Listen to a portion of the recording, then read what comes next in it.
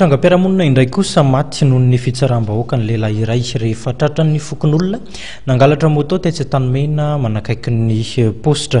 Avy hatrany moa dia nandray ny andraikitra tandrefy azy ireo mpitandro filaminana ka nitondra azy teny amin'ny hopitaly.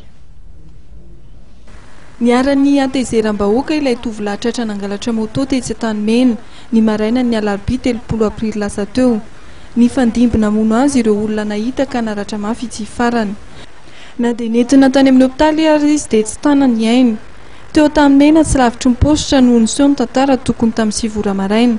Raha ny fitantarany nanatry maso dia voalaza fa nametraka moto tsy lavitra teo ny tompony. Vao niodina izy dia nifohana tovolahy iray izay. Nirifatra nitsoaka nizotra nakany akady fotsy ilay mpangalatra niaraka tamin'ny moto. Nikoropaka izay tsy izy raha namana rehefa nanenjika azy ny olona. Nidona tamin'ny fiara iray ilay moto, voalaza fa nisy olona nanapaka arabe tampoka. Niala an'io ilay mpangalatra dia nidona tamin'ny fiara. Tsy vitany naratra noho ny fianjerana nefa ilay tovolahy fa nirohatra nakany amin'ny avokoa ny olona dia niara mivony teo.